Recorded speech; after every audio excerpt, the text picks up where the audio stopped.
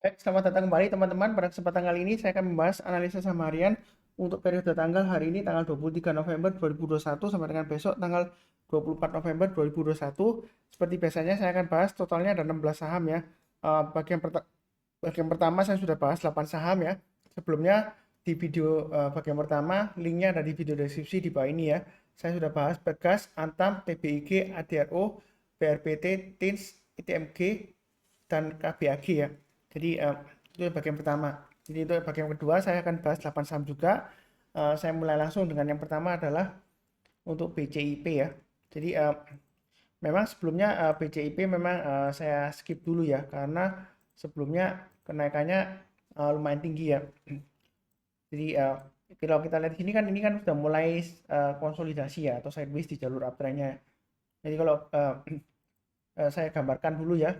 Ini kira-kira kalau supportnya ini yang sudah punya ya, jangan lupa pasang trade stopnya atau stop lossnya ya. Untuk BJB jadi pasang trade stopnya atau stop lossnya di 108 ya. Itu bagi yang sudah punya. Memang agak jauh ya. Kalau mau agak dekat trade stopnya di 124 ya. Jadi turun di bawah 124 jual, turun lagi bawah 108 jual semuanya ya. Itu bagi yang sudah punya jangan lupa pasang trade stop atau stop loss ya. Kalau misalnya belinya di atas ya stop loss berarti ya. Kemudian yang mau buy on weakness ya tunggu di area 108. Artinya kalau misalnya dia turun atau koreksi di bawah 108, kita belinya kalau dia berhasil rebound atau mantul ke atas 108 barusan kita buy. Kalau dia belum berhasil rebound atau mantul kita jangan beli dulu ya. Naik ke atas 124 tambah lagi. Kalau dia breakout ke atas 148 mau tambah lagi silakan ya. Kalau yang mau buy higher silakan. Nah, kira-kira kalau sudah naik ke atas 148 target berikutnya di mana? Ini kalau saya tarik dari monthly-nya ya. Ini kalau dia masih berhasil bertahan di atas 148, target berikutnya di 1200 maaf di 200 ya. Di sini ada checkpointnya 171 ya. Jadi naik ke atas 148 kalau mau buy hasil higher silakan, naik ke atas 171, target berikutnya di 200 ya seperti itu ya. Jadi apakah bakalan naik tinggi Pak Sunar? Kita nggak akan pernah tahu ya seperti itu ya. Uh, saya belum baca beritanya kenapa naik tinggi, apakah karena ada akuisisi atau uh, right issue atau pembagian warrant, penerbitan obligasi dan sebagainya. Saya nggak tahu ya, saya belum baca beritanya. Jadi kalau dari price actionnya saya hanya sebutkan support resistennya ya seperti itu ya. Bagi yang takut ya tunggu aja buy on weakness, kalau dia berhasil rebound ke atas 108% kita buy ya. Itu yang buy on weakness.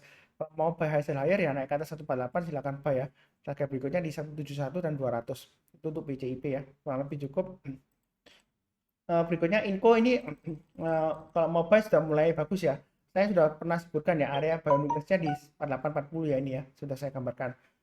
Memang Pak Sunan ini naik ke atas 4840 turun lagi gitu ya. Kemudian naik lagi nggak sama dia sideways lama, tapi walaupun naik lagi kan dia turun lagi ya. Sebenarnya sih memang seperti itu kondisinya kalau konsolidasi ya. Jadi kita pasang stop loss-nya agak ke bawah ya 4700 ini sudah saya gambarkan. Jadi selama di atas 4700 sebenarnya masih ada harapan bagi yang beli ketika dia breakout ke atas 4840 ya. Berikutnya kalau dia naik lagi ke atas 4970 mau tambah lagi silakan ya. Target price-nya di 5150 dan 5275. Tunggu info ya. Mudah-mudahan masih berhasil breakout ke atas 5275. Kalau dia breakout ya tambah lagi boleh ya. Naik ke atas 5400 tambah lagi dan seterusnya. Nah, seperti itu ya. Mudah-mudahan aja dikasih paling tidak ya 5150 dikasih lah. Ya, mudah-mudahan ya. Oke, cukup. Berikutnya ESA. ESA memang harusnya sih pabriknya sudah mulai beroperasi ya karena sebelumnya karena beritanya maintenance selama 1 bulan dia tutup ya. Seharusnya sih sudah mulai jalan. Ini harga sahamnya juga berusaha untuk rebound dan berusaha untuk breakout ke atas 390 ya. Belinya bertapa aja. Mau buy sekarang boleh nggak Mas Sunar? Ini sebelumnya saya tarik Fibonacci retracement ya dari atas ke bawah ya. Kalau ingin belajar mengenai Fibonacci retracement itu bisa baca nonton di video deskripsi di bawah ini ada 3 link ya pembelajaran untuk video Fibonacci retracement dan Fibonacci extension. Saya sarankan silakan ditonton ya. Itu bagus materinya. Uh, karena sejauh ini feedbacknya sih bagus ya dari 3 materi itu ya. Silakan dipelajari. Uh, selama dia di atas Fibonacci retracement 38,2%, sebenarnya dia masih cukup bagus ya. Garis saya di 350. Jadi oh misalnya sebelumnya Pak sebentar saya kena trailing stop atau kena stop loss ya kalau dia berhasil rebound lagi mau buyback silakan ya naik ke atas 374 tambah lagi naik ke atas 400 tambah lagi dan seterusnya jadi targetnya dia masih berusaha untuk breakout ke atasnya ini ya ini swing hanya di 390 kalau dia naik lagi ke atas 390 target berikutnya bisa lumayan jauh ya sampai ke 500 ya itu untuk ESA ya kurang lebih cukup lah ya. Oke, berikutnya untuk TAPG ya. Jadi kalau kita perhatikan di sini TAPG ya, dia naik tinggi, kemudian koreksi, kemudian sideways ya. Kalau kita perhatikan di sini, selama dia bertahan di atas 620, sebenarnya untuk TAPG dia masih cukup bagus ya, masih ada harapan ya. Naik lagi ke atas 655, tambah lagi, naik ke atas 680, tambah lagi ya, dan seterusnya ya. Itu untuk TAPG ya. Mudah-mudahan aja dia lancar ke atas ya. Memang saat ini dia masih istilahnya konsolidasinya lumayan lebar ya, antara 620 sampai dengan 715 ya. Kalau mau beli sekarang silakan pasang stop lossnya di 620 ya. Naik ke atas 725 tambah lagi, naik ke atas 760 tambah lagi dan seterusnya. Jadi belinya bertahap aja, nggak perlu terlalu agresif. Kalau misalnya antara 680 dan 725 terlalu jauh jaraknya, kalau mau tambah lagi tengah-tengahnya ya saya kasih bantuan di sini ya, 700 ya. Naik ke atas 700 mau tambah lagi silakan ya. Naik ke atas 725 tambah lagi ya, seperti itu ya. Kurang lebih cukup untuk TAPG. Berikutnya untuk INKP. Jadi di sini memang areanya antara 8.075 sampai dengan ini ya 9.000 ya, masih cenderung sideways. Memang kalau bicara mengenai INKP ya, jangan kaget ya. Misalnya kita beli, oh besoknya merah lagi Pak Sunar, oh hijau lagi. Ini kayak orang kayak panas dingin lah istilahnya kurang lebih ya. Memang kayak seperti ini menjengkelkan ya. Sebenarnya sih enggak juga ya. Kita pasang stop lossnya agak jauh ya. 8425 dan 8075. Kalau kita pasang terlalu dekat, ini memang garis saya 8700. Kalau naik ke atas 8700 boleh tambah lagi ya. Tapi bukan berarti turun langsung Anda jual. Kalau seperti itu ya Anda nggak profit ya. Ini naik kemudian turun lagi, jual lagi, besoknya naik lagi, jual lagi enggak ya. Jadi stop lossnya agak jauh ya, 8425 ada 8075. Tapi belinya bertahap aja, naik ke atas 9025 tambah lagi, breakout ke atas 9275 tambah lagi ya. Laporan kuartal 3 yang terakhir dia bagus ya, 36% labanya naik ya. Sebelumnya saya koreksi ya, saya sebelumnya ingatnya dengan saham lain ya, laporannya lesu ya, padahal bukan ya. Nah, INKP lumayan bagus yang terakhir kuartal 3 2021 ya. Di maaf sebelumnya, tapi ada yang kasih tahu saya, ada yang koreksi ya. Terima kasih, makanya jangan lupa kalau ada pertanyaan atau saran atau kasih komentar silahkan tulis di kolom komentar ya. Kadang-kadang mungkin saya salah ingat juga ya untuk laporan keuangan ya. Kurang lebih cukup lah. Untuk INKP saya masih punya terus terang ya. Jadi untuk INKP kalau kita lihat di sini saya sudah punya sih, average saya di 8663 ya. Jadi memang merah hijau ya. Seperti itu ya. Mudah-mudahan aja dia lancar untuk INKP. Saya rasa cukup ya. Berikutnya Indi. Indi sudah saya bahas di analisa saham mingguan ya. Jadi yang nonton video saya sudah paham ya harusnya ya. Ini saya ulang lagi. Kalau dia naik ke atas 1780, kalau mau buy silakan ya. Ini memang cenderungan masih downtrend ya, sideways di jalur downtrendnya. Jadi belinya jangan terlalu banyak. Kalaupun mau buy sekarang ya pasang stop lossnya di 1590 ya. Kalau 1660 garis saya ya terlalu dekat ya. Kalau mau buy on weakness belum punya, tunggu aja kalau dia naik ke atas 1780 buy ya. Naik ke atas 1850 tambah lagi, naik ke atas 1875 tambah lagi dan seterusnya. Jadi belinya bertahap aja karena ini masih cenderung koreksi ya jangka pendeknya ya. Mudah-mudahan aja dia berhasil breakout lagi naik. Paling tidak kalau dia bisa naik, dia akan berusaha untuk mencapai target paling tidak 2100 ya. Mungkin mau menutup gap di sini ya. Ini ada gap di sini. Gap tidak harus selalu ditutup ya. Begitu ya. Jadi jangan lupa walaupun ada gap bukan berarti oh baik sekarang ini ada gap pasti ditutup, belum tentu ya.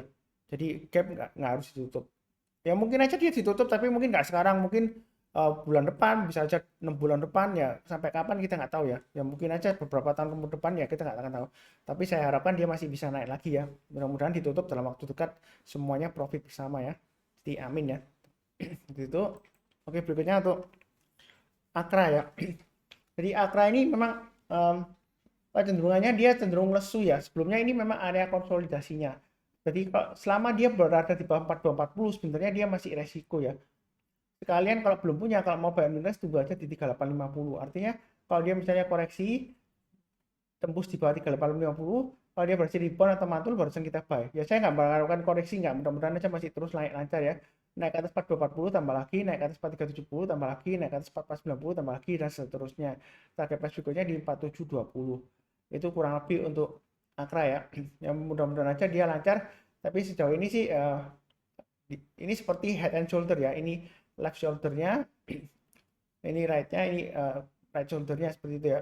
Jadi mudah-mudahan aja dia lancar ya, naik lagi ke atas 42.40. Mau beli sekarang sebenarnya masih resiko ya, tunggu aja kalau naik ke atas 42.40 kita buy.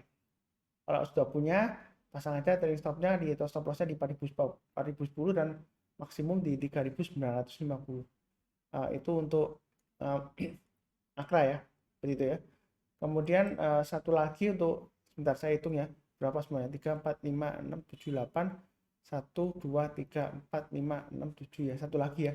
Untuk satu lagi saya akan bahas, sebentar ya, sebenarnya ada dua pilihan antara MCAS dengan PTBA, tapi kalau ini saya bahas ini aja ya, MCAS ya, saya belum pernah bahas ya.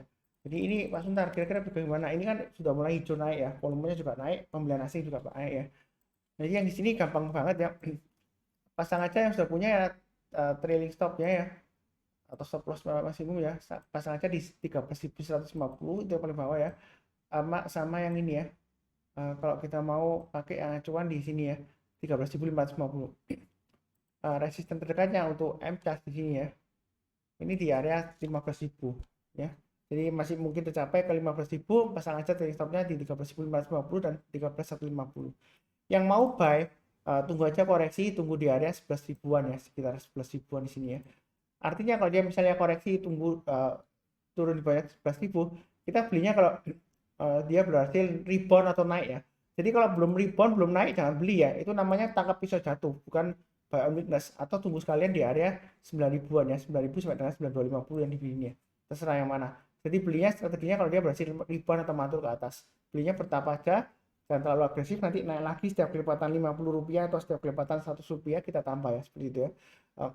Itu untuk MCAS kurang lebih cukup ya. Ini masih ada peluang naik ya, masih ada ya. Jadi kalau naik ke atas 15.000, target berikutnya ya kurang lebih sekitar 18 ribuan lah, seperti itu ya. Ini nggak tahu saya apakah ada aksi korporasi atau seperti right issue ya, atau akuisisi, atau laporan keuangan yang bagus dan lain-lain. Saya nggak baca beritanya. Jadi saya di sini hanya fokus ke pergerakan harganya. Nanti kalau ada aksi korporasi silakan dibaca sendiri ya, beritanya atau newsnya ya, seperti itu ya. Jadi saya fokus di pergerakan harganya saja. Saya nggak fokus ke bandar, nggak ya, nggak fokus ke foreignologi, nggak. Saya fokusnya ke ilmu klasik TA, pergerakan harganya. Walaupun diakumulasi bandar lah, diakumulasi asing lah, apalah nggak tahu lah apa namanya ya. Kalau dia naik-naik ya percuma gitu ya. Jadi saya fokusnya di pergerakan harganya. Walaupun dia misalnya ada yang borong saham sampai berapa miliar atau berapa triliun, tapi harganya tetap di situ aja ya, belum tentu naik ya.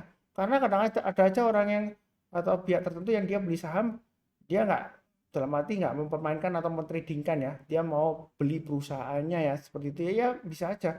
Jadi bukan berarti ada orang yang beli dalam jumlah banyak harus kita ikutan ya, itu enggak, belum tentu ya. Jadi saya fokus di pergerakan harganya, kurang lebih cukup. Jangan lupa juga cek yang bagian pertama ya, 8 saham yang lainnya. Kemudian yang barusan tahu channel ini jangan lupa join atau subscribe, kemudian nyalakan lonceng notifikasinya. Jangan lupa juga kasih komentar ya kalau ada pertanyaan atau saran ya. Seperti biasanya, saya selalu mendoakan selalu sehat selalu, yang paling penting ya, kemudian damai dan sejahtera selalu. Amin. Terima kasih banyak.